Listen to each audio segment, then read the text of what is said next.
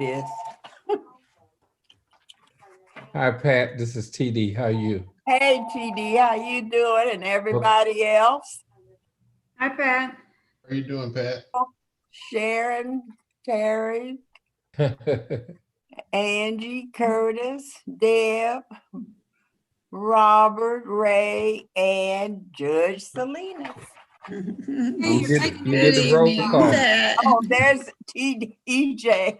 Yeah, one. Good evening, everyone. Good evening. Good evening. Hello. We're missing Dr. Mutala, right? That's the one. Yeah. We'll go ahead and give it I a few think minutes. Miss Pat just did a impromptu, informal roll call there. Yeah, I think we got a quorum too. I did, didn't I? There's caller. Dr. Murtada is here. Well, John, are we streaming live? Are we okay? Yeah, we're all good. We are up on YouTube and the link's on the website. So, Well, folks, in the interest of time, I got a feeling this is not going to last, or this is going to be past the 1 hour and 90-minute or 90-minute time limit. Let's call this meeting to order. Of the regular meeting of the board is now called to order. Angie, Ms. Gilbert, can we have call the roll, please? Yes, Mr. Biederman, present. Mr. Bigsby. Present. Do we have Dr. Jett? Yes. Thank you. We do have Dr. Payne, Dr. Murtada? Yet or Yes, not? present. Thank you. Thank you. Ms. Payne, I'm here. Reverend Robinson, and Judge Salinas. Here. And We here. have a quorum. Okay, our first item is going to be our branch manager report. We have Ms. Walters, who is the manager for the West Annapolis branch. Ms. Walters, good evening and welcome to our board meeting tonight. Thank you so much for having me. If you could start with your presentation, please. Sure. I mean, I know you guys have like all the numbers and things like that in front of you. So what I'd really like to talk about and focus on mostly is just kind of the community and the impact that's going on, especially with COVID and things like that, and just the different things that are going on that we're trying to do just to help out just in general since I started there. As you notice on there, we've got bike locks, and those have been amazing. They were inexpensive. We did end up replacing the ones that were donated to us, and they were fairly inexpensive to replace. And we were getting bikes stolen out from in front of the branch constantly, and this has put a complete stop to all of that, which has been tremendous. We get people regularly that come in, and all we do is they come in, I need a bike lock, we walk out with them, lock it up. When they're done, I'm ready to go. We unlock it. And so everybody's leaving happy with their bikes that they came with. Another thing that has been huge is the food program, especially since COVID started. Indy Parks did a wonderful job of, it used to be that it was just for kids, and they started including meals for adults, which was incredible because there were a lot of adults in the area that were in need, even before COVID. And I'm really hoping that they'll continue doing it after COVID even. But just as an example, today alone, they served 86 kids and 85 adults. Wow. And normally that would be about 65 kids and 55 to 60 adults. So that's just showing like the increase in the need so far. They will not be coming out on Thursday. So what they're doing tomorrow is they're going to double up. Anybody that comes up, they're going to give them 2. For every meal they normally would have given them, they're going to give them 2. And I'm just hoping that we can really keep that going afterwards because it's obviously a need in the area. Another thing that we've been doing, we've had a lot of new folks in our branch. I'm really proud to say that we've had a lot of up movement from our branch, which is great on one hand because people are moving up through the library. We had one that went from a part-time to a full-time position in ILA and the interlibrary loan. We had one person that went from a PSA to a circulation supervisor. We had our circulation supervisor move up from his position there to a regional branch. we've had we had a computer lab assistant that I was able to connect with Mahasan Amin at IEPUI, and she's going to be getting into the MLS program. She moved out of the state, but I put her in touch with Tiffany in Columbus since that's where she went. So I'm really hoping to hear really great things from her in her journey. So I'm really proud of my staff in that regard. I do want to also, I want to give a little shout out to Jessica Moore, because as you see, I have some comments from patrons in there, and just Monday, no, today is Monday. Just the other day, I got somebody who said, and they even stated it this way, totally random side note, the library has done a fabulous job with all their anti-racism books and Black authors. I've been reading and listening to all kinds of stuff. So I just want to give a big kudos to Jessica Moore on that, because it's making an impact. And I'm hearing about it not just from our community, but from outside the community, because this is somebody that I just know on Facebook. And she reached out to me and was like, hey, just so you know, this is awesome. Another thing that we've been doing is we've been doing some family enrichment kits. Our new PSA, Megan Ebacher, she is wonderful. She put together during the fall, she put together 60 kits. All of them went, and they were for various age groups. As of today, since October 1st, she's handed out, just in the ones that we've done, that she's made on her own and created, 118 of them to the kids to just be a take and go craft. She's working right now on putting together some for all the different various holidays that are celebrated throughout Christmas or throughout December, not just Christmas. She's focusing on Hanukkah and Kwanzaa and winter solstice and Las Posadas. So it's kind of our way of continuing on the holiday highlights that we were able to launch last year, that we were hoping to do again this year and like throughout the year, but COVID unfortunately put the kibosh on it and shut down a lot of those because they were super popular with the community and them getting to know about, hey, there's more than just Christmas in December. So some of the ones that I wanted to focus on as far as the patron comments, we get a lot of them that are talk about how they can count on us, that we treat them good, and that people really underestimate what we have to offer as a library as a whole. I'm really looking forward to seeing what the communication department does as far as getting that information out. I think one of the funniest ones that we hear a lot is, it's all free. If I'd known that, I would have gotten one of these years ago. And there was a teen patron that came in and said, this is one of the few places I can be just me. And there was another one that was said that I don't know what I'd do if you all shut down completely, because even when we were shut down, we weren't shut down completely. We were still offering reference. We were still offering school help. We were still offering so many things. Even when our doors were closed, we were still open to the public in a lot of ways. One that was very recent, and it's not in here because it just happened 2 weeks ago, was a patron said, you made it so much less painful. Which is always nice, because we do get a lot of people that come in and they think that it's going to be so tremendously stressful to fill out this paperwork, to get online, to find all these things. And we do what we can. And a lot of them don't realize that it's not as bad as it seems. Just take a breath and we'll get through this together.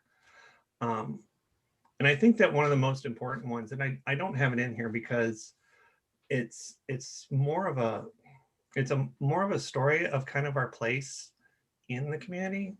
And there's a family of 4 siblings that all come in, and they're faithful patrons. I've only seen them once, unfortunately, since we opened back up from COVID, so I do miss them terribly. But prior to COVID, one of the young boys, who's about 12, came up and asked one of my staff, "Do you know what stupid means?" And she kind of did that little, "Where is this going?" She said, "Yes." "Why?" And he said, "Because you never call us that."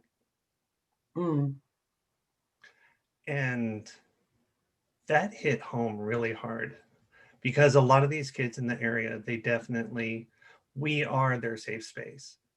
We are their rock. And a lot of the teens and the tweens, they get overlooked a lot because there's a lot of focus on the young ones or the elderly, and they just kind of get glossed over. And so it meant a lot to me that we do get the teens that come in and is like, "This is my family, and I can be myself here," and just kind of opening up to us and feeling safe enough to be able to do that. That's super important to me. I talk about that a lot, about creating safe spaces. So unless there's any actual direct questions in regards to it, that was really all I wanted to focus on, because I think that a lot of times we get kind of bogged down in the numbers. Ms. Walters, thank you so much for the report. My office was on the west side, so I know the community you serve there when I was practicing law. So I thank you for your service. I know that anchor there is important, so I do appreciate everything you're doing for that community. Does the board have any questions or comments? Yes, Dr. Payne? I do. I just want to say to you, Jane, it is just, I knew you would do well in this position, and you are just proving it. I wish that we could hear that from every branch, where young people feel welcome coming in because they know that it is a safe space. So continue the outstanding work that you're doing, and we certainly do applaud you and your staff. Thank you. Amen to Thank you that. so much. That means so much to me. Any other questions or comments from the board? I just wanted to echo what Pat said. I've visited your branch, and it's clearly a branch where people feel welcomed. And I read those comments. And the fact that a teenager would say, "This is a place where I can be myself," was so very moving. So thank you for your leadership and your thoughtfulness, and most importantly, your ethic of caring. Yeah. Comments from the board or questions? Ms. Walters, thank you so much. Thank you. I appreciate that. All right, we're going to move on to item 4, public comments and communication. In lieu of the extreme emergencies facing our city, and in keeping with the executive order issued by the governor, the public will not be invited to physically attend this meeting, but has the ability to view and listen to the regular meeting via a live stream on YouTube link. And public comments can be made in person at the Library Services Center, or submitted in writing in advance to our meeting. Mr. Mason or Jackie, do we have any people that are interested in making a comment this evening? No, President Salinas, we do not have anyone registered this evening or present here at the LSC. Okay, we'll move on to item 6, approval of the minutes of the executive session, regular and special meetings. First is item A, the regular meeting, which is October 26, 2020. Is there a motion to approve the minutes of the regular meeting held on October 26, 2020? So moved. Is there a second? Second. Any discussion on the matter? Angie, can we have a call to roll, please? Mr. Biederman, Approve. Mr. Bigsby, Approved. Dr. Jett, Approve. Dr. Murtada, Approved. Ms. Payne, Approved. Reverend Robinson, Approve. and Judge Salinas. Approved. Thank you. We'll move on to item B, which is the executive session that was on October 27th. Is there a motion to approve the minutes of the executive session?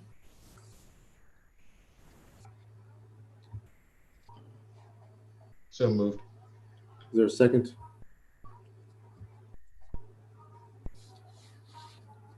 I'll second. Thank you, Dr. Payne. Any discussion on the approval of the minutes of the executive session? Seeing none, Angie, can we have a call the roll, please? Yes. Mr. Biederman, Approve. Mr. Bixby, Approved. Dr. Jett, Approved. Dr. Murtada, Approved. Ms. Payne, Approve. Reverend Robinson, Approve. and Judge Salinas. Approved. Thank you.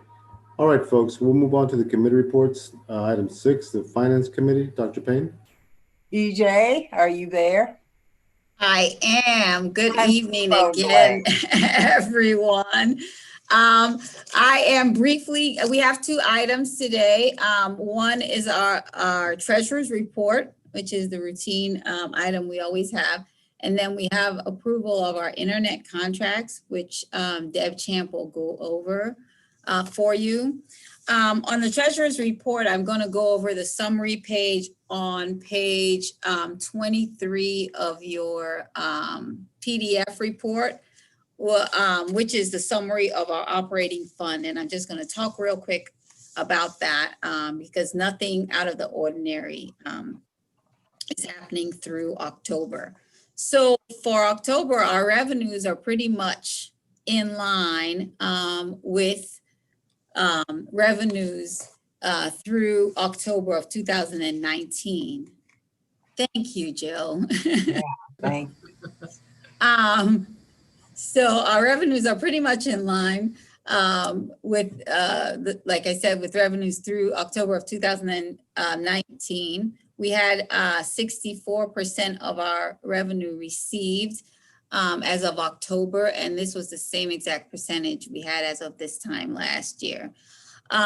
We are concerned about our property taxes still. We don't know with unemployment, the federal additional unemployment benefits now running out. We don't know what collections will look like in December. So we're hoping that we're collecting at the same rate. But November has us a little bit worried because our advance in November was significantly less than our November advance last year. It was about $900,000 less. So we're watching that. But our May collections were also significantly less than May of last year, and we caught up by the end of October. So I'm hoping the same thing happens in December. But I just wanted to let you guys know that that is a little bit of a concern. On the expenditure side, we're doing pretty good. We have some areas of savings, as we talked about before. In our other services and charges category, we've had some pretty significant savings year to date.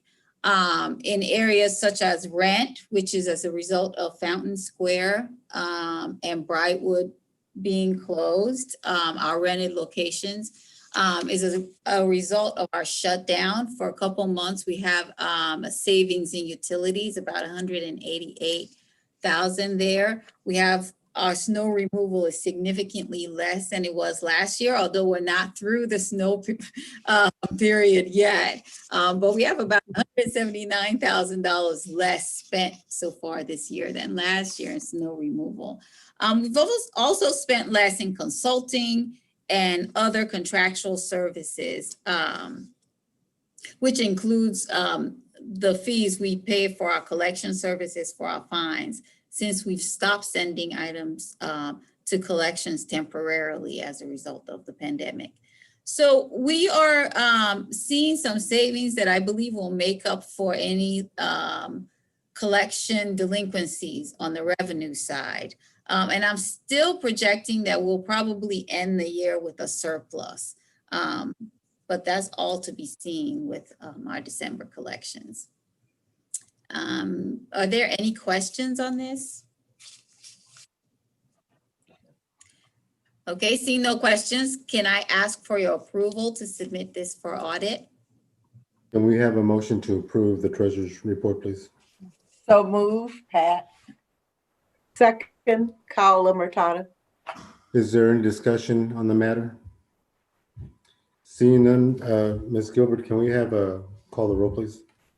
Mr. Biederman, Approve. Mr. Bigsby, Approved. Dr. Jett, Approved. Dr. Murtada, Approved. Ms. Payne, Approve. Reverend Robinson, Approve. and Judge Salinas. Approved. Thank you. EJ, we go on to the next item. Yes, I'll ask Deb Champ to go ahead and introduce our resolutions. It says 46 there, but we actually have a 46A and a 46B, and she'll introduce and answer any questions you may have on that. Good evening. Good evening. So every 3 years, we renew our internet contracts. We have 2 separate internet providers, one at Central Library and one here at LSC. Our goal is to get 2 different vendors for redundancy in case there's one goes down and it's a long-term problem, then we can switch things like the website and stuff over to the other carrier. So we also get E-rate money from the Universal Service Fund. Does everybody know what that is? No. There's a universal service charge on everybody's phone bill. And for 24 years now, schools and libraries get this money to help pay for our internet services. So we get 90% of our internet covered from the feds, from this E-rate fund. And we've had that since the beginning of the E-rate program. So we have rules we have to follow with E-rate. One is that the contracts are July 1 to June 30 of the following year. They are not calendar-based contracts.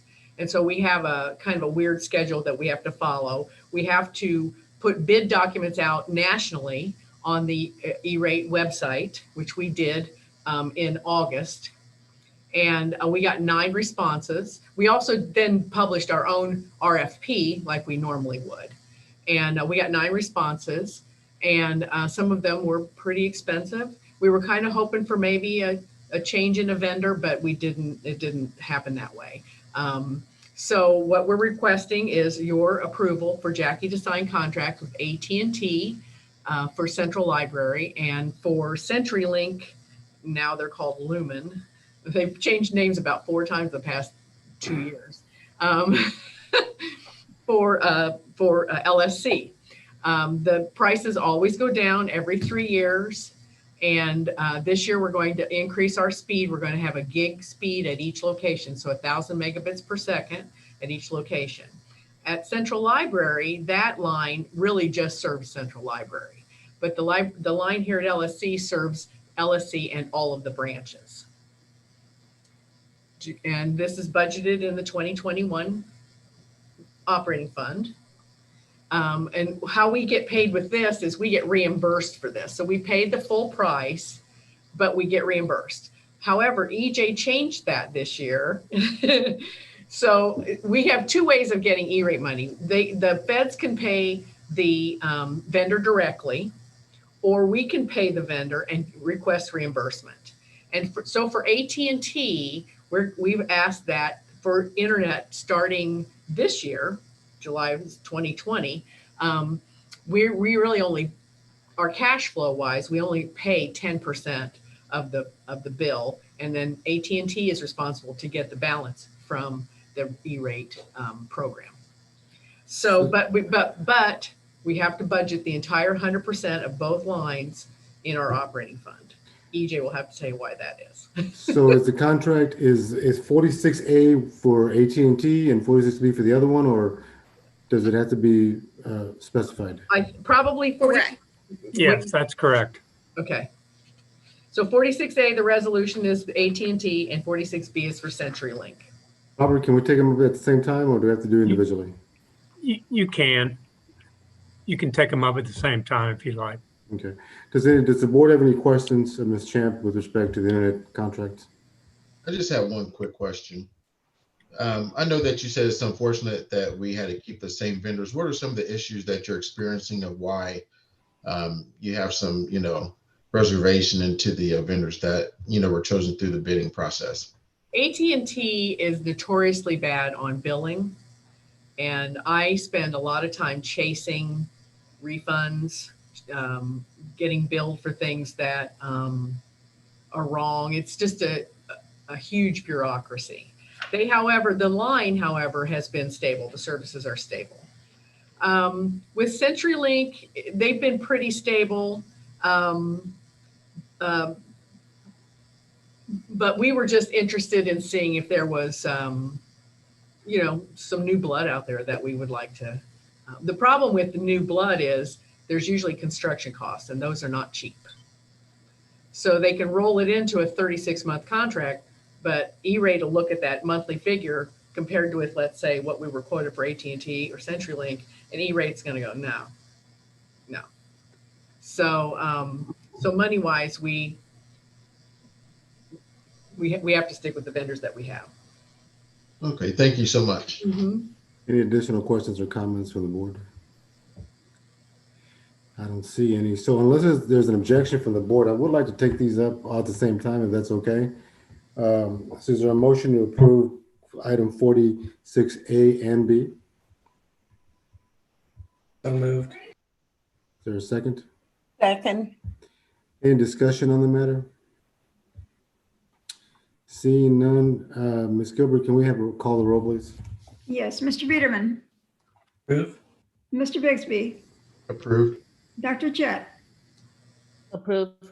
Dr. Murtada, Approved. Ms. Payne, Approved. Reverend Robinson, Approved. and Judge Salinas.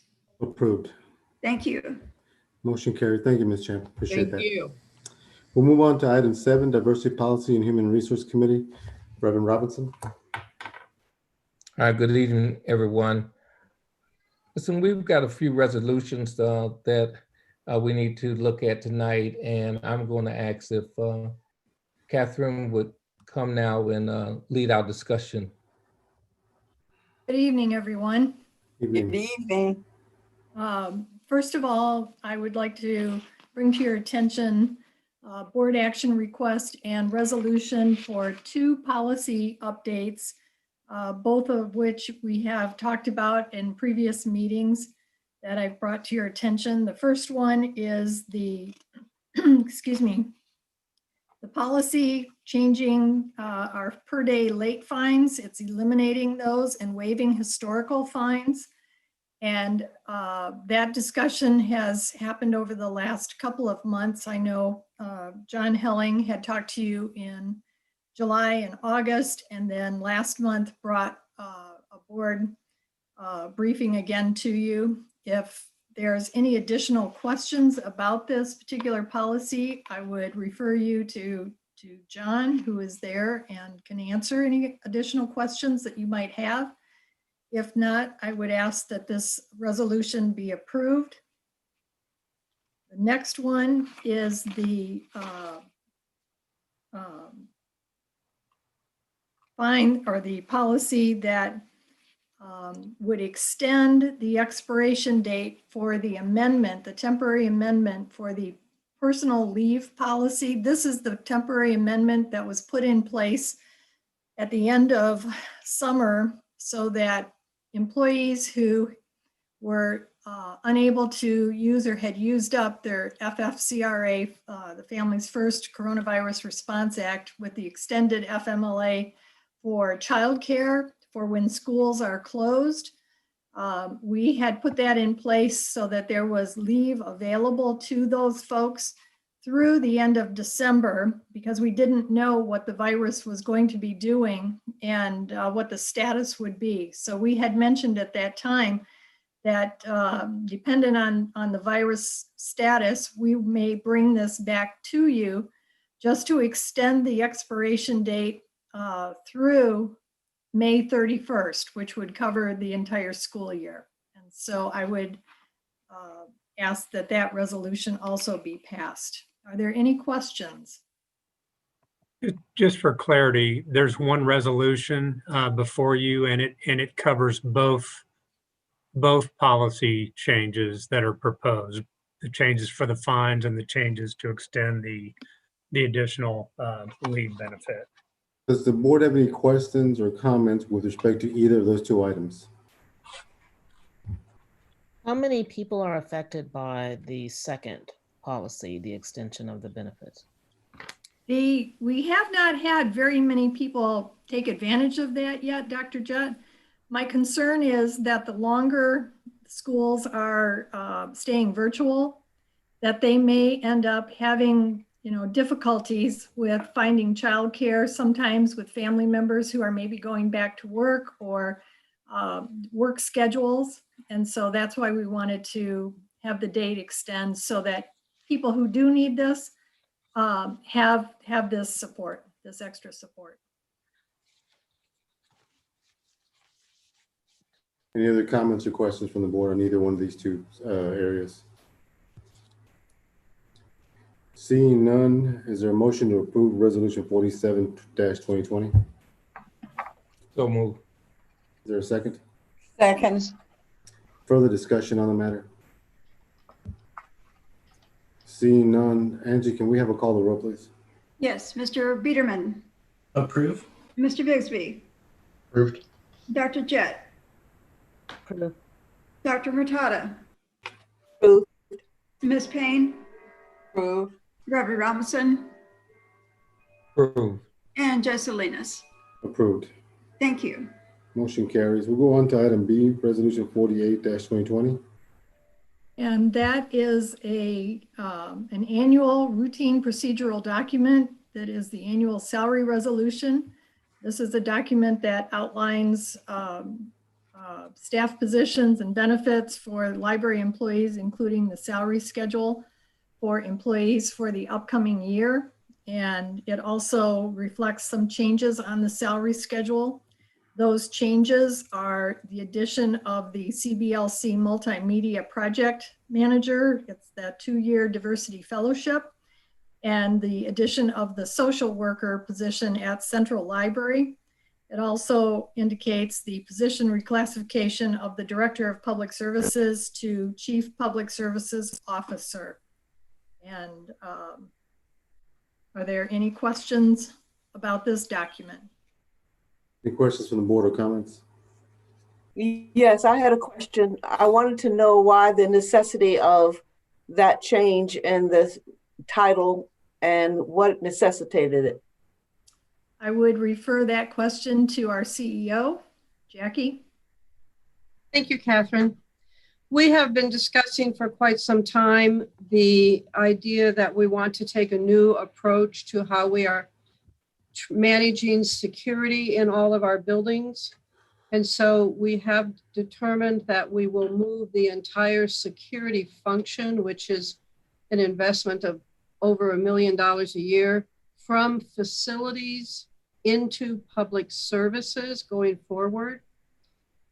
It is our hope that we can begin to treat our challenging situations in a manner that is more service-oriented, more public service-oriented, and with less of a focus on policing as we've done in the past. This is an effort that John will lead as part of the public services operation. This has been done in some other libraries. It may result in us hiring our own security staff. It may result in us changing some of the security spending into other types of public services spending instead, but we need time to sort that out, and the work to reframe how we approach security will begin effective the first of the year, and it will come under the Public Services Department, the Public Services area. Additional questions or comments? Yeah, Yes. we should Hang hear on, Dr. Jett and then Dr. Payne. I think we should hear more about that before we move in this direction. We don't have enough information about exactly how that is going to play out, what additional types of positions may be created, whether or not that is a sound move, who else is going to be involved in that. And so I still don't have enough information to support that reclassification. And I actually think that that should be taken out of this resolution or tabled for now. Okay. Dr. Payne? I was just going to ask if, with this new arrangement, if it goes through, we were just at the point where we were discussing training with G4S, and the conversation I thought was pretty healthy. So I just wanted to know where we stood with that. Dr. Payne, thank you. That's a great question. We will have, depending on the board's action, this next year of service yet from G4S. And we, of course, will be hoping that the kinds of conversations that have been had with them will result in a higher level of awareness in areas of diversity and equity and inclusion when they're doing their work.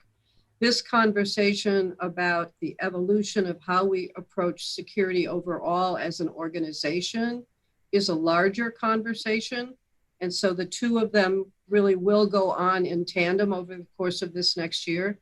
It's going to take us time to research this, to understand what is successful at some of the other libraries that have done this already, such as Denver. And it's going to take us time to develop the correct job descriptions and the correct roles and responsibilities.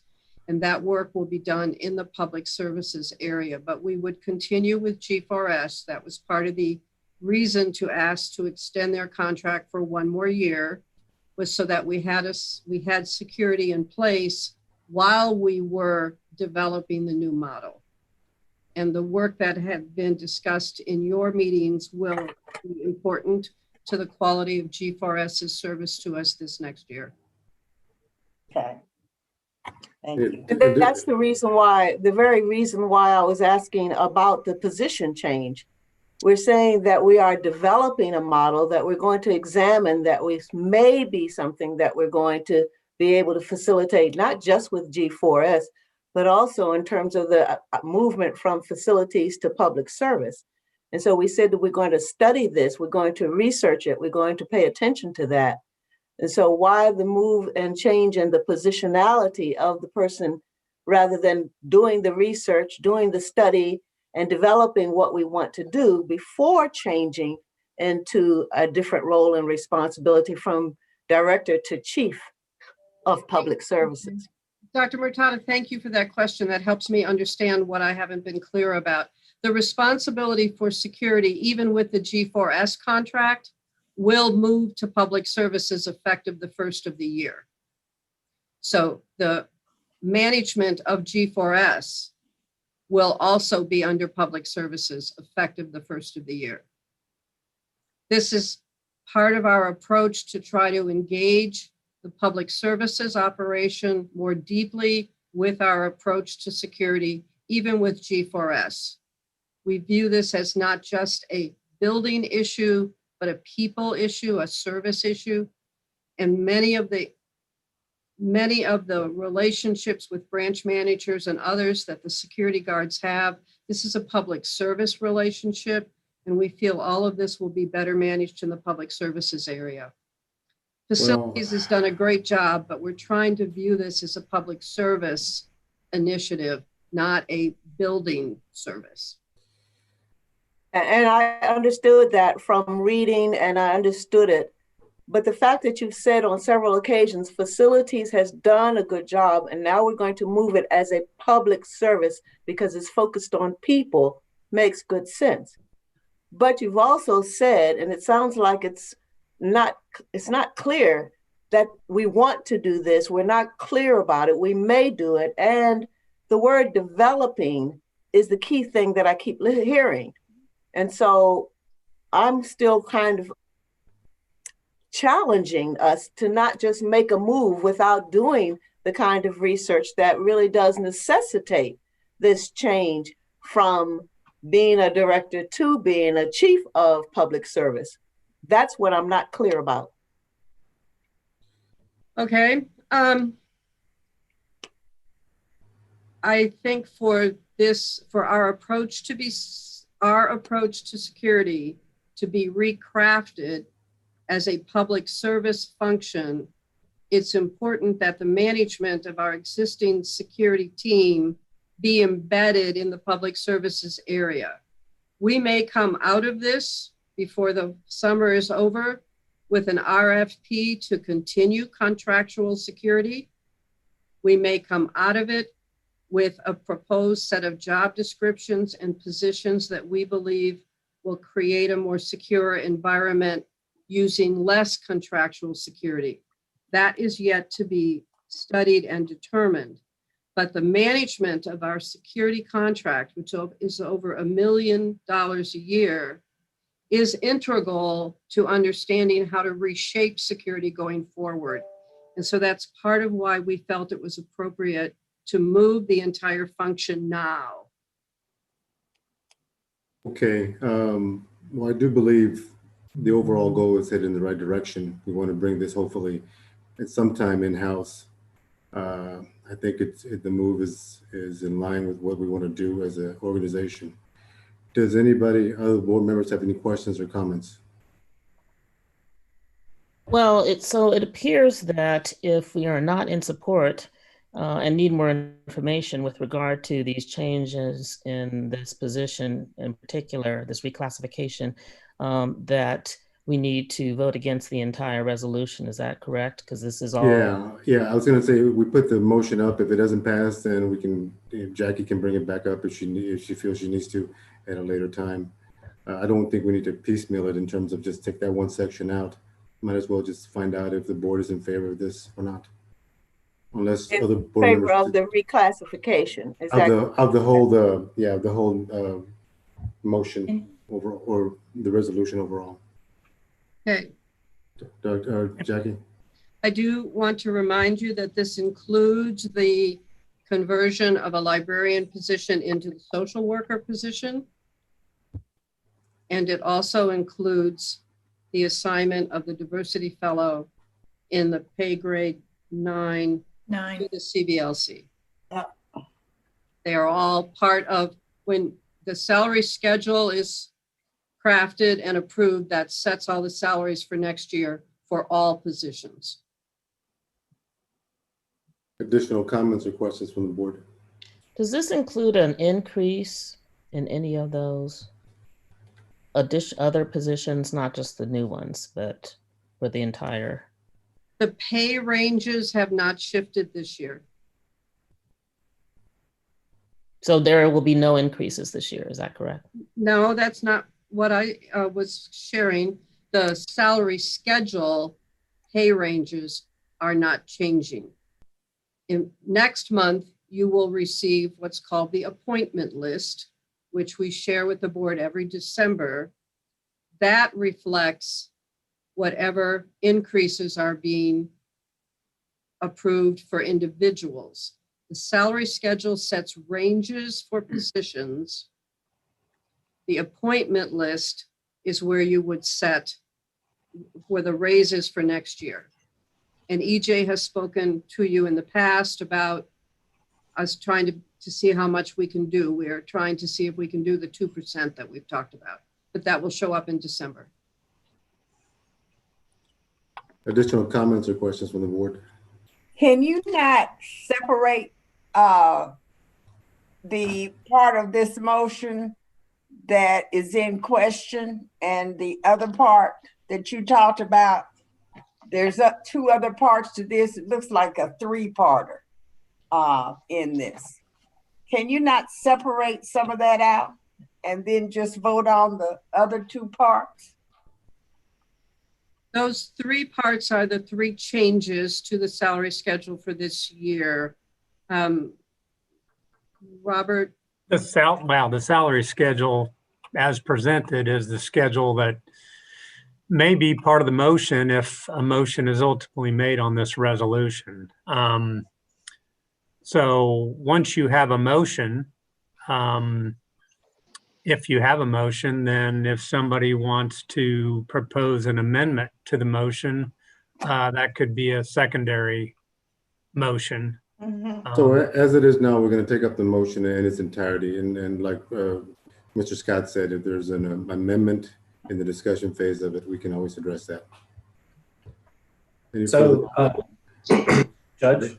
Yes, go ahead, Ray. I'm sorry. So I I think this is a move in the right direction, and I support this in whole. So I move that I'll be the motion on this. Is there a second? I'll second it. All right, we've moved and seconded. Now we move to the discussion phase of it. Any further comments or discussions or other motions?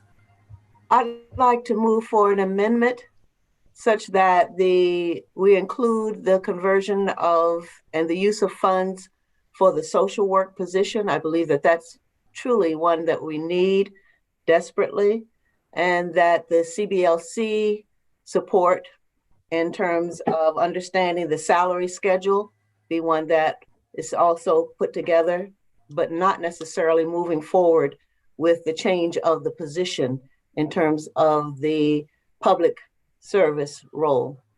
So if I'm understanding, you want to go forward, your amendment is to go forward in 2 out of the 3, correct? Exactly. Okay. Is there a second on that? A second. Okay. Any discussion on the proposed amendment to move forward on 2 out of the 3 proposals from the board? Actually, just for clarification, Okay. the amendment would change the pay structure to, in essence, I believe, eliminate the Chief Public Service Officer position as proposed. It would proceed. I believe that's the only change that I heard addressed in the amendment. So I have a quick question.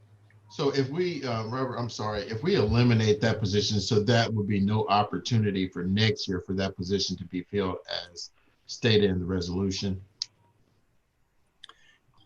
Jackie or Robert? Or you could bring that back next month. But regardless, all of your positions need to be, all of your salary ranges and positions need to be set by next month, because as Jackie indicated, before the end of the year, which would be your December meeting, you need to adopt and approve a salary schedule setting everybody's compensation. Jackie? I do want to point out that if you remove the Chief Public Services Officer from pay grade 18, we do not have a position in pay grade 17 on this document. And so the motion would need to accommodate the position somewhere. We will look, the point of looking at the salary schedules and being able to move from one position to the next is possible for us to take that up next month. It doesn't prevent us from talking about it and discussing it and getting further clarification. That's the point that I was asking. And from legal counsel, that's what we're saying. And so we can talk about the salary schedule as well as the pay ranges in our next discussion next month, just so long as we get it done. Is that correct? I'm asking legal counsel. That is correct. But Robert, what happens to this position now? Well, what if the main motion is as presented passes, you don't need to do anything additional next month. If the main motion does not pass, you would need to bring this back next month. If the amendment on the main motion and maybe we can talk about the amendment. If the amendment would be to simply eliminate the Chief Public Services Officer position, it would be prudent to consider adding John's current position back to that schedule as part of that amendment. That way that position is in effect for that role. Which is the director's position as stated, the Director of Public Services, correct? I believe that is correct. Yes, yes, it is. Well, we have the amendment to the resolution that we need to address, and I can see both sides of it. I can see going forward on the original amendment, but I can also see where we can always use more information. So I'll go with the will of the body, obviously. So is there any further discussion on the amendment to resolution? Okay, I do have one question for clarification. So with the new pay grade of 18, Jackie, for the following year, so that would just encompass all of the security and public services is what you're trying to put for the next year's position that John is already currently holding. Curtis, I am suggesting that would be transferring the security function in its entirety to public services effective the first of the year. Okay.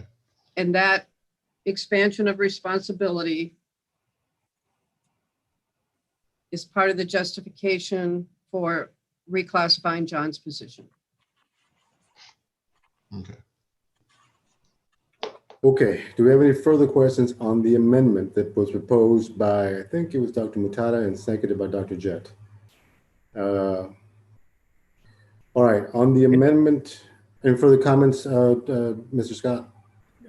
Can we get some clarification on the amendment, since there was some discussion, just so everybody's clear? As I see it, it's just to go forward with, I'm not looking at what's, hang on. To just hold back for 1 month, that third aspect, right, Dr. Mutada, the reclassification of the, I don't know how to Public work. service. Yes, okay. But the other two aspects you'd be okay with, right, ma'am?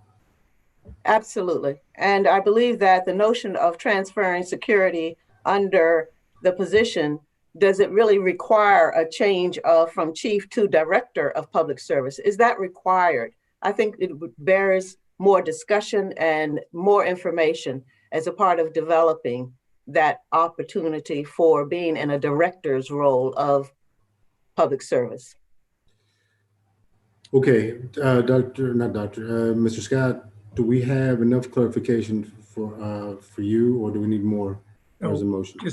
I guess, I'm sorry, maybe I'm a little slow tonight, but just want to make sure that the amendment is to remove the chief public services officer position and replace that with director of public services. Well, I don't know about the replacement. I know it's to take that aspect out of it. Take that out, and then if that's the case, okay, if that's the case and the motion is successful, then you will have to bring this back next month and deal with that. If it's successful, we knew that. Okay. All right. Yes. All right. Any further discussion on the amended motion by the board? All right. Angie, can we have a roll call on the amended motion? Yes, Mr. Biederman, I respectfully decline. Mr. Bigsby, I'll approve. Dr. Jett, Approve. Dr. Murtada, Approve. Ms. Payne, Dr. Payne? Pat, you're muted. Okay, approve. Reverend Robinson. Abstain. You said abstain? Yes. Thank you. And Judge Salinas. Well, I'll go ahead and deny because I think we need to go forward, but I can certainly understand both sides. But the amended motion does carry. Yes. Wait. Hang on. It did. Okay. It did. Got it. And so we still have 1 month to address that final aspect of it. So the amended, I guess, resolution 48/2020 is the amended resolution is passed by the board. You need to vote on the main motion now as amended. Can we have a roll call, Angie, on the main motion, resolution 48, which would be to carry all three proposals? Yes, Mr. Biederman. I don't think that's what we're voting on, Judge. I think we're voting on the amended. We're Wait, voting on the amended hang on. motion. No, we just voted on the amended motion. We voted to You amend. the voted motion. on the amendment. Oh, now we have to vote on the amended motion? Correct. Correct. All right, guys, I've been laid up for about a month, so give me a break, okay? All right. Thank you, Ray. I appreciate that, sir. All right. Is there a motion? Do I need a motion, Mr. Scott? Yes. It's already been. I Oh, thought I'm it was. sorry. Yeah. It's already been moved. It's already been approved. Okay. Angie, can we have a roll call on the amended motion, please? Yes, Mr. Biederman, Approve. Mr. Bixby, Approved. Dr. Jett, Approve. Dr. Murtada, I'm sorry. That's okay. Approved. Ms. Payne Approve. and Reverend Robinson Approved. and Judge Salinas. Approved. All right, the amended motion carries. We move on to the Facilities Committee. Dr. Jett.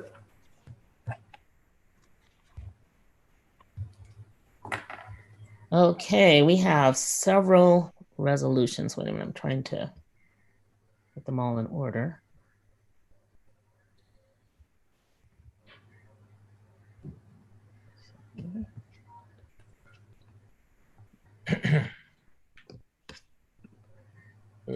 Okay, we have several resolutions and each one came out of committee do pass. So I will have Sharon discuss each resolution and then call for a second. Thank you. Good evening, everyone. Our first board action request is Resolution 49-2020. It's approval to award a purchase order for the West Perry Branch Shelving Project. And as we stated, it did come out of committee with a do pass recommendation. So, Dr. Jett, if you want to just make the motion to make that official, to put it on the floor, then that would be the next. Okay, so I'll make a motion this to approve. This came out of committee do pass. Do I have a second? Second.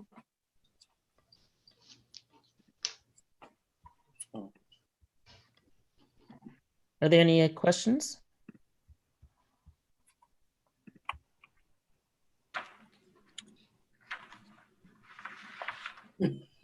Judge? No. Judge. Where's Judge? You're on mute, Judge. I'm not here today, okay? My apologies. Angie, can we have a roll call? My apologies. Yes, Mr. Biederman, Approve. Mr. Bixby, Approved. Dr. Jett, Approve. Dr. Murtada, Approved. Ms. Payne, Pat, Approve. I'm sorry. thank you, ma'am. Reverend Robinson Approved. and Judge Salinas. Approved. Thank you. All right, Dr. Jett. Thank you. Item 8B, Resolution 50-2020, approval to award fixtures, furniture, and equipment purchase orders for the West Perry project. This also came out of committee with a do pass recommendation. So I'd like to make a motion to approve this resolution. Do I have a second? Second. Any discussion on the matter? Angie, can we have a call the roll, please? Mr. Biederman, Approve. Mr. Bixby, Approved. Dr. Jett, Approve. Dr. Murtada, Approved. Ms. Payne, Approve. Reverend Robinson, Approved. Judge Salinas. Approved. Thank you. Dr. Jett, Resolution 51-2020. Okay, Sharon has a little additional information on this one, which also came out of committee do pass. So this is the approval to award a services and equipment contract for the Central Library Garage parking access and revenue control system.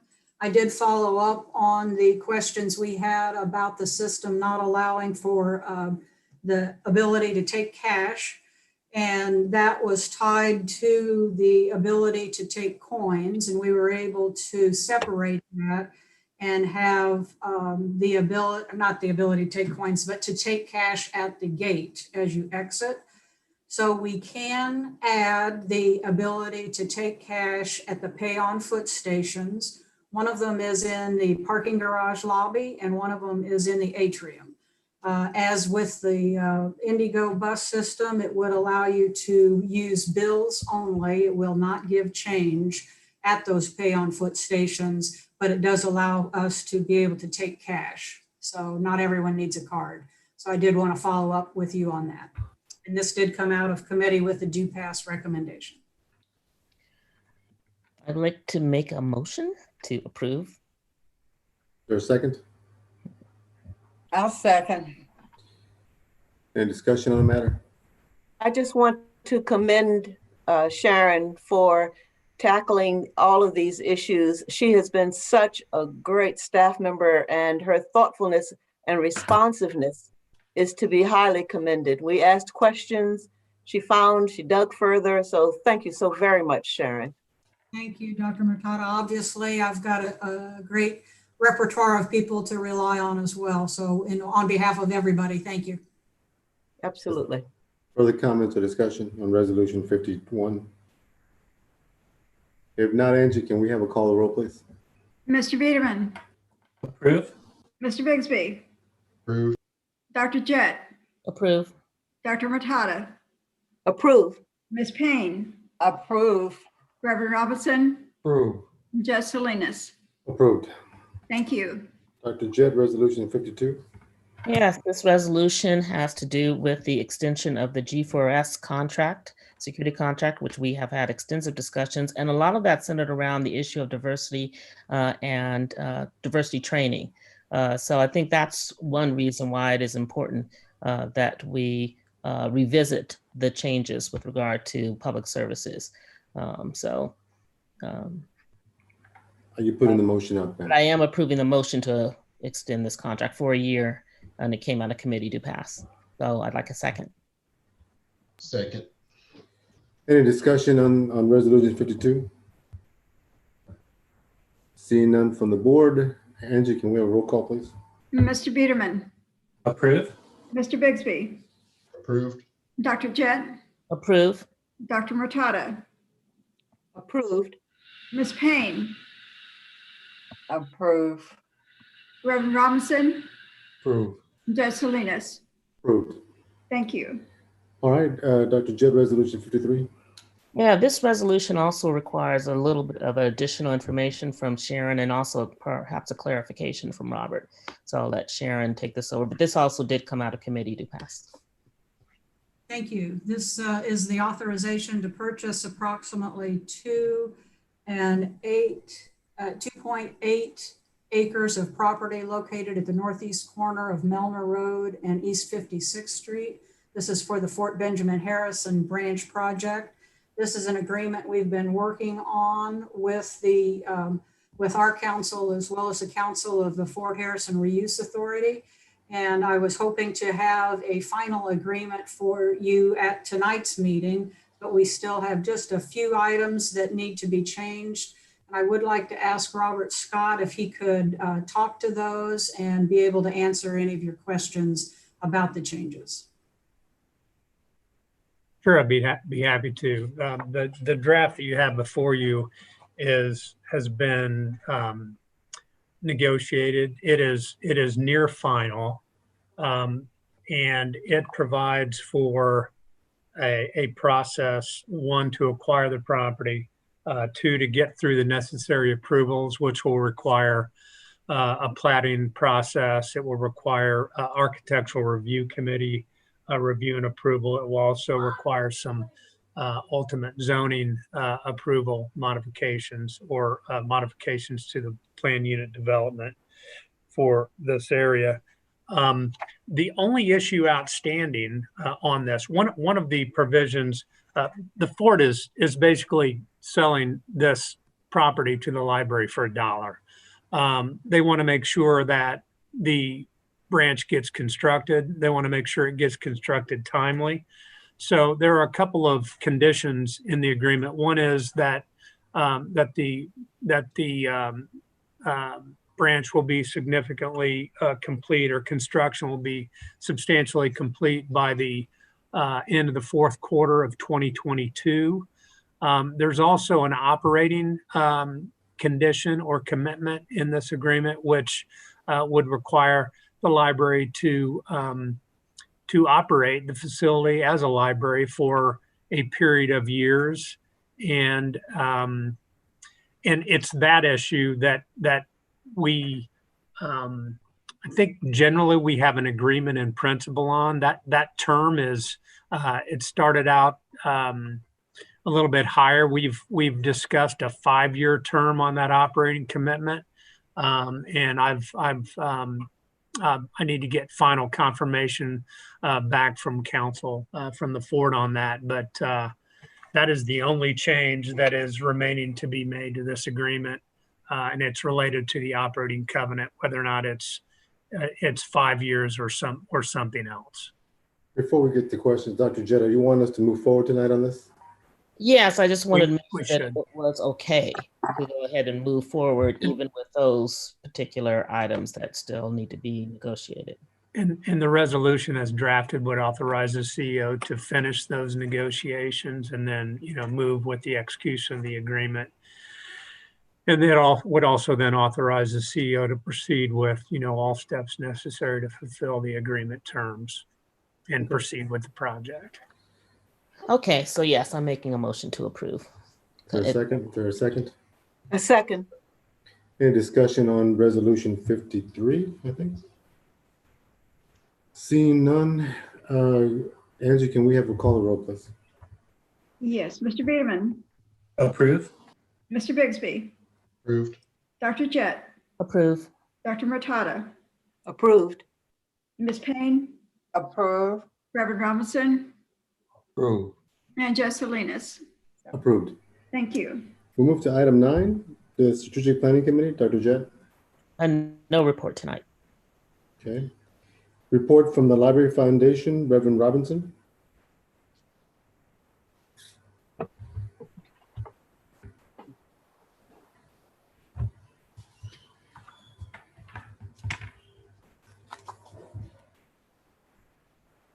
Reverend Robinson?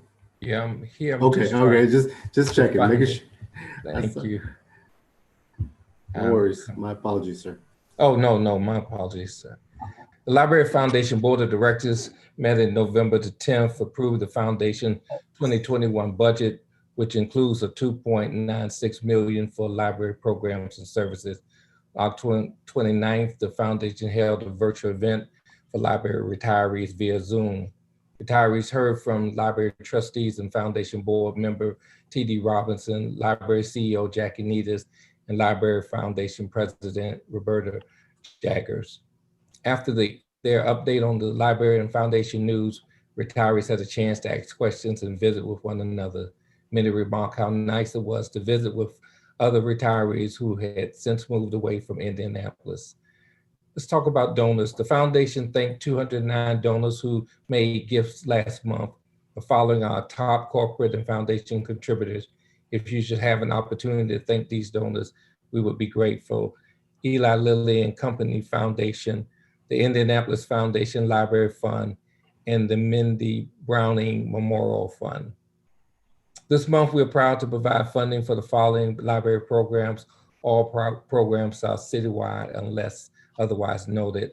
Library staffing, On the Road to Reading, Digital Encyclopedia of Indianapolis, and library staffing. That concludes my report, Judge, and thank you so much. Thank you, sir. Any questions or comments on the foundation update? Seeing none, we move on to the report of the Chief Executive Officer, Jackie. Thank you, Judge. The first item that I have here this evening is agenda item 11A1. This is our resolution regarding finances, personnel, and travel. This is a routine resolution, concerns all the bills that need to be confirmed for payment this month, the appointments and changes regarding staff, and approval of some virtual travel, virtual educational experiences for our staff. And I would recommend your approval of this. Is there a motion to approve resolution 54-2020? So moved. Is there a second? Second. Any discussion on resolution 54? Seeing none from the board, Angie, can we have a call to roll, please? Mr. Biederman, Approve. Mr. Bigsby, Approved. Dr. Jett, Approved. Dr. Matata, Approved. Ms. Payne, Approved. Reverend Robinson, Approve. Judge Salinas. Approved. Thank you. Item B, Jackie? The next two items are here just only for your information. There's no action required on them, but I was proud of the work of our Wellness Committee. You had a presentation from them last year. They continue to do excellent work, and their work was recognized recently by both the Wellness Council of Indiana and the American Heart Association. And so those documents were included in your packet just for your information. In addition to these awards, it was very exciting to see the number of employees who took advantage of participation in wellness programs to the extent that it actually lowered their health insurance premiums for next year. And we'll be able at perhaps the January meeting to provide you some statistics on that. But a greater number of employees will see reductions in health insurance next year than we had this year because of participation in all these wellness activities. So it's going well. The last item I have is Resolution 55. This resolution is very similar to one that you have looked at and approved in the past as we have moved through the COVID experience. Robert and I have thought that it was important to continue to bring updated versions of this resolution to you for your review so that we would always have on file, especially for the sake of the auditors, a current document outlining the authority under which any decisions are made related to COVID. You have all asked a lot of questions about this in the last few days, and I am happy to provide in a verbal update for you, although I've tried in emails to answer some things. We are going to be able to take up some ideas that Dr. Jett suggested recently about publishing some kind of a snapshot of our experiences with COVID in terms of the number of employees who have been tested and the number of employees who have tested positive. We will have something like that available on the website later this week. We have been able to come up with a way to do that. And we also have come up with a way that we can provide you as board members with some tabulation or recapping, if you will, of the various short-term either closures we've had to clean or times when we had to suspend service from in-person to curbside, or whatever the variations are, depending on staffing levels and any concern about a potential exposure. Our numbers continue to be really great as far as our staff, and we're really excited about how our staff is not, knock on wood, experiencing traumatic illness out of all of this. But we know that this is a daily and weekly moving target. And so we do continue to evolve in how we're handling things. I've shared some protocols with you repeatedly by email. We will make sure that we post those protocols and that recap of our closing experiences on the board portal. And we'll remind you all how you can go find that. And we'll remind you when we update it so that you are able to go to the portal and take a look at it. But perhaps, Robert, you could provide some additional conversation about the actual resolution this evening. Sure, I'd be happy to. Yeah, as Jackie said, primarily this is a continuing confirmation that previously authorized the CEO to, in essence, continue to comply with all emergency directives both at the state level and the city level, as well as the health department. It recognizes that the health department has issued orders as recently as November 17th, pursuant to which it established that the library operate at 50% capacity.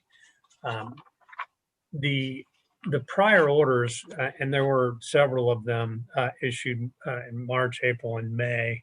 The board started out with the initial resolution was to confirm closure on a short-term basis. And then as time passed, the board considered procedures for a reopening and then curbside.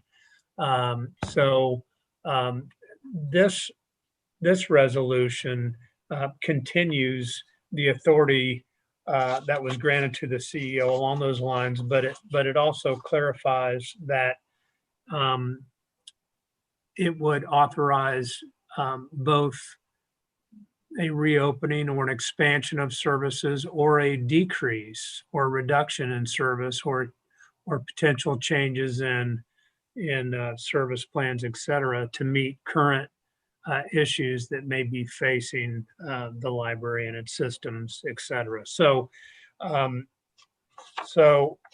really nothing new there. Just I thought it was a good idea that this matter get brought back before the board for those purposes. And then finally, the board has, as we're doing now, continued to hold certainly all of its public library board meetings and many of its committee meetings electronically. And that has been authorized by the governor's executive orders that suspended certain provisions of the open door law. I do want to mention that authority only lasts as long as the governor continues the declaration of the health emergency. The current declaration of health emergency has been approved through December 1. So I anticipate there will be a continuation of that health emergency, but until that order comes out, the authority to proceed with these meetings electronically would end December 1 unless that health emergency is extended. So this resolution just confirms that it's kind of at the discretion of the board chair and the respective committee chairs. If that emergency declaration continues, they do have the option of continuing to call for their meetings to be held in this capacity. And the resolution simply confirms that. Well, Mr. Scott, before I have discussion, is there a motion to approve resolution 55? So moved. Is there a second? I'll second. I'm a big favor of these Zoom meetings. Me too. This thing is hit close to home to me, and I am not in favor of, as much as I like all you guys, I'm okay seeing you guys by video. I'm in favor of encouraging our legal team to encourage the governor to, I understand that eventually it's going to change, but maybe if we need one person in live, and then everyone could be there Zoom, I'm okay with some modification, and I'm encouraging our legal, our liaisons to move forward in that respect. So those are my comments. Any other comments from the board or questions? Yes, I have a question. I have a comment. I understand the importance of the second part that you were referring to, Judge Salinas. I'm totally in favor of being able to continue and maintain throughout this period of time on to December and further because of the very crisis nature of this. I asked specific questions in part, and thank you, Robert and Jackie, for responding. But I'm concerned about the authority lying only in the chief executive officer and the board president when it comes down to continuing to plan and establish additional procedures for and implement as appropriate and consistent with necessary reasonable health and safety. We've continued to have weddings. We've continued to have these kind of community events that are truly problematic, not just for our staff safety and our patron safety, but for the community safety. And the discretion to continue to do that is very problematic to me for our community. And quite frankly, I think that the thoughtfulness that Jackie and you, Judge Salinas, have brought to this in the past have been excellent, because we said we'd move to curbside service. We're going to change this. We're going to reduce the amounts. Excellent thoughtfulness. But then we turn around and we say, well, we'll continue to have weddings. We'll continue to have these kinds of approaches that really don't speak to the crisis that we're facing. And our community is relying on us to do so much. And you know, and I know, we all know that the library is not a shelter, but it does provide critically important services, just as the director of the branch shared with us today. So how do we come about these decisions, thinking about the community well-being, as well as our staff and our patrons? I'd like to see some more thoughtfulness there in regards to that second provision, and that we as a board think through whether or not this is the way that we want to move, or do we defer everything to the wisdom and smarts, but at the same time, our knowledge of what's going on behalf of our community. I'm very concerned about it. Jackie, have we had any new, we haven't signed any new weddings, right? We haven't, okay. Now, getting back to your other point, Dr. Mutana, I made a pledge back in March that I would not go forward unless it's something happened where, like, you know, it happened this evening and we need to do something by tomorrow, okay? That'd be different. But I made a pledge that I would consult with the board members. I think I've kept that pledge, and I'm going to continue that. I'm on board that we need to, one, have our facilities open if they are safe and follow Dr. Kane's guidelines, because I'm dealing with that in my own area of where I work. But I've made that pledge that I'm going to consult with my board members and go with the will of the board. And I'm going to, and I don't plan on changing that. Jackie? To clarify, there are no weddings in the first or second quarter of next year.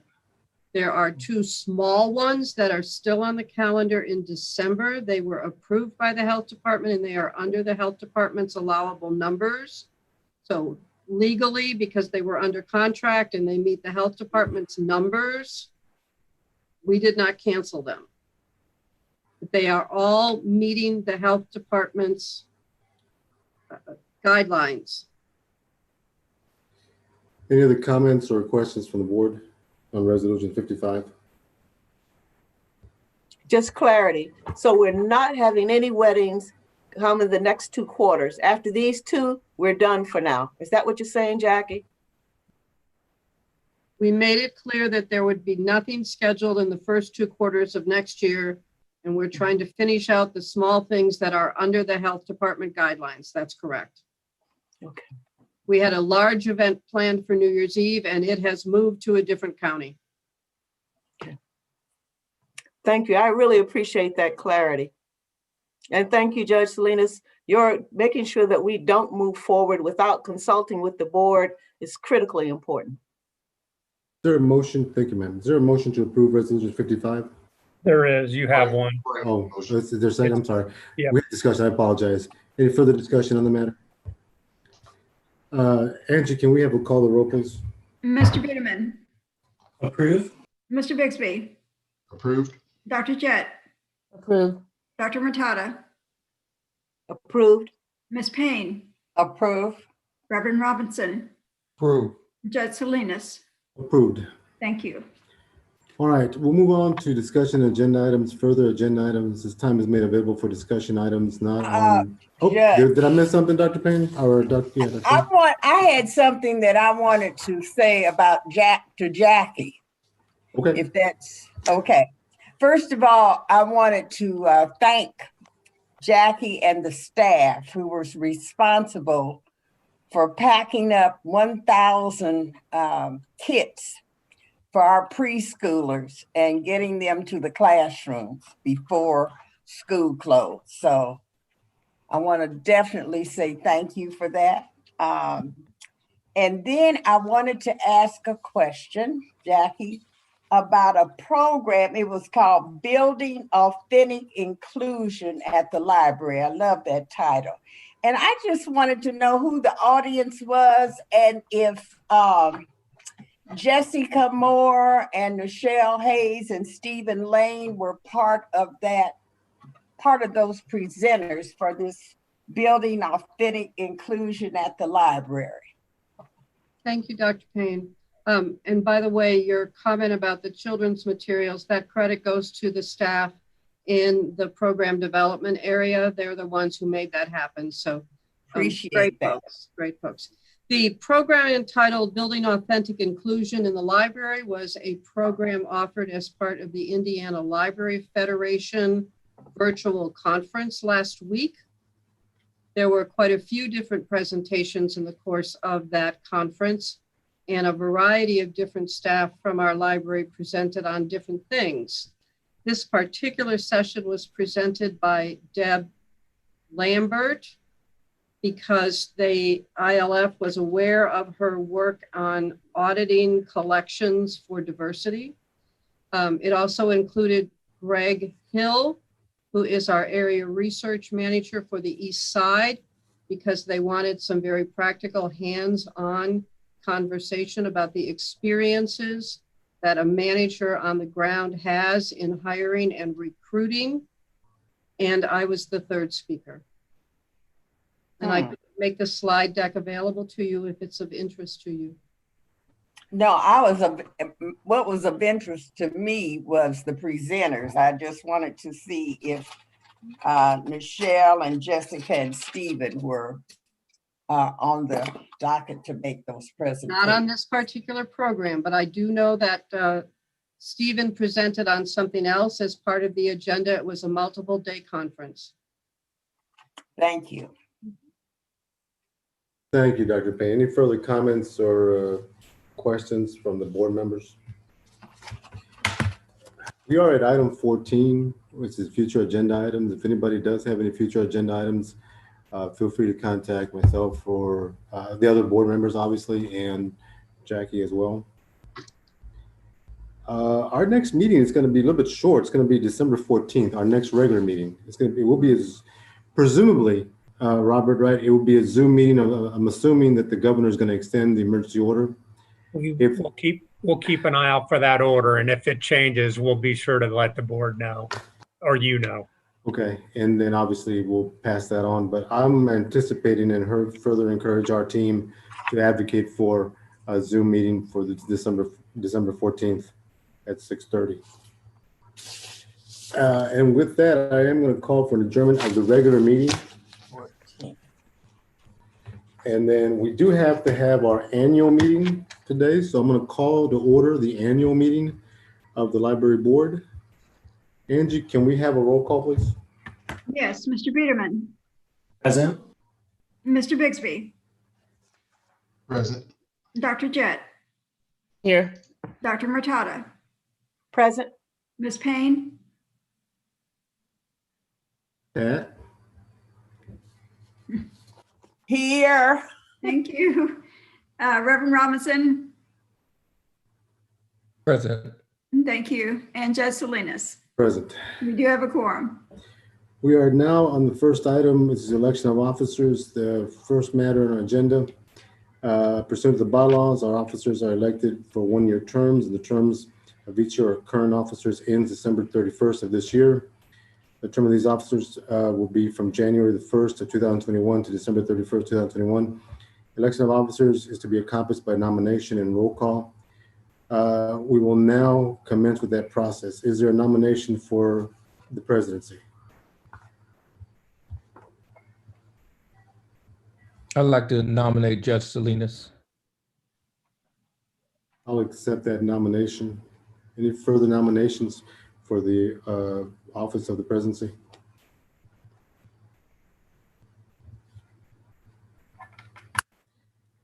Seeing none, I'll close the nominations. Can we have a call to roll, Dr. or Angie? Yes. Mr. Biederman. Approve. Mr. Bixby. Yes. Dr. Jett, Approve. Dr. Matata, Approve. Ms. Payne, Approve. Reverend Robinson, Approve. and Judge Salinas. Approved. Thank you. We'll now have the vice presidency. At this time, I will call nominations from the floor for the position of vice president. I'd like to nominate Curtis Bigsby. If I can second it, I will. Or Mr. Bixby, do you accept the nomination? You don't need any seconds. Okay. Yes, I accept. Any further nominations for the office of vice presidency? Seeing none, the nominations is closed. Angie, can we have a call to roll, please?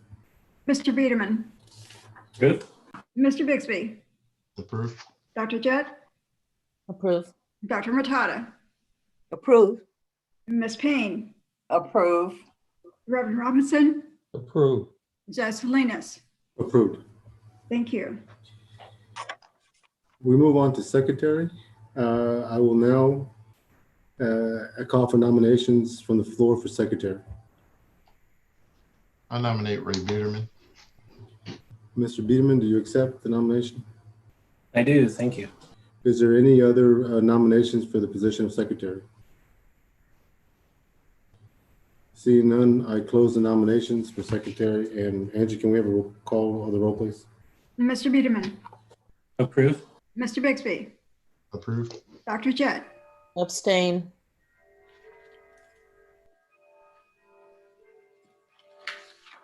Ms. Payne, Approve. Reverend Robinson, Approve. Judge Salinas. Approved. Thank you. We move on to item D, the treasurer. At this time, I will call for nominations from the floor for the treasurer's position.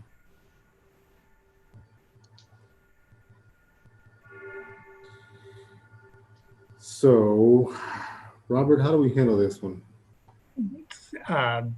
Hopefully somebody's gonna nominate EJ DK Young. Wow. EJ. Okay. EJ, do you accept the nomination? Oh. She does. Okay. If she chooses not to, she can always let us know. Any further nominations for the position of treasurer? If not, this is for EJ. If not, I'm going to close the nominations. Angie, can we have a call to roll? Mr. Biederman, Approve. Mr. Bixby, Approved. Dr. Jett, Approve. Dr. Matata, Approved. Ms. Payne, Approve. Reverend Robinson, Approve. Judge Salinas. Approved. Jackie, be so kind to let her know that she's our new treasurer. Item 4 is annual resolution 56, 2020. Jackie? Well, hang on. Annually, the board approves its annual resolution to approve, confirm, or reorganize those matters that are addressed annually. A copy of the current bylaws is attached. I'm assuming everyone got that. There are no proposed changes to the current form of bylaws, and as part of the annual resolution, the bylaws are hereby reaffirmed and approved and in their current form. Jackie, did you want to comment on this, or Robert? I can speak to it if you like. The annual resolution authorizes certain actions that are required to be reviewed and or authorized annually, either by statute or by the state library regulations. This annual resolution, the only changes from prior annual resolutions are the changes to the fines and fees. That schedule of fines and fees is attached, schedule of charges, and it eliminates the late fine fees from that schedule. So everything else is relatively standard from year to year, and attached to the resolution, as you indicated, are the bylaws. There are also there have been no proposed changes to the bylaws for this year as well either. Jackie? My only comment would just be to clarify for you all that this is the last step in implementing the removal of overdue fines for our library. So if you approve this change in the annual resolution, we will have the authorization that we need to begin to communicate about this change. And I think it will be an important step for the library in terms of increasing access to the library for all of our community. So I hope to congratulate you in advance for your willingness to take that step. I have Ms. Walters, hang on. applaud signs up there. I have I think my little. Ms. Walters, did you want to comment? I did. I just wanted to say that this would, which hopefully you will approve it if this is passed, that it will hugely impact my community. And I would be so grateful if you do see it through. Dr. Mutai, I didn't want to cut you off. I apologize. Did you want to? No, it's okay. I was too busy trying to find my brown hand up there to applaud. I think this is an equity issue. It's an affording of the opportunities for our community to be even better responsive and meeting their needs. Thank you so much to the board. Is there a motion to approve resolution 56-2020? So moved. There's a second. Second. Any further discussion on the matter? Seeing none, Angie, can we have a call to the roll, please? Mr. Biederman, Approve. Mr. Bigsby, Approved. Dr. Jett, Approve. Dr. Matata, Approve. Ms. Payne, Approved. Reverend Robinson, Approve. Judge Salinas. Approved. Thank you. Motion carries. Folks, we are at the adjournment. Congrats, everyone stay safe. Hey, Judge, may I yes, please sir. make one comment? Sure, of course, sir. Listen, I just wanted to inform the board that we have completed the CEO evaluation for this year. And right now, that evaluation is being reviewed by the Diversity Policy and HR Committee. And once that is completed, which will be this week, sometime this week, then we'll forward it on to the rest of the board for your review. And then we will execute that and have discussion at our next meeting in December. So I just want to let you know that we have gotten everything complete. You'll be seeing that shortly. Just look in your emails for it, and I'll try to notify everybody in advance that when the evaluation will be coming to your email box. Thank you, Reverend Robinson. To our staff and our board members and the public watching, please be safe during these holidays and just be smart. I can attest personally that this is not a hoax. Be safe, everyone. Okay. Have a good night. God bless. Happy Thanksgiving. Happy Thanksgiving, everyone. Thank you, everyone. Good night. Happy Thanksgiving. Indigenous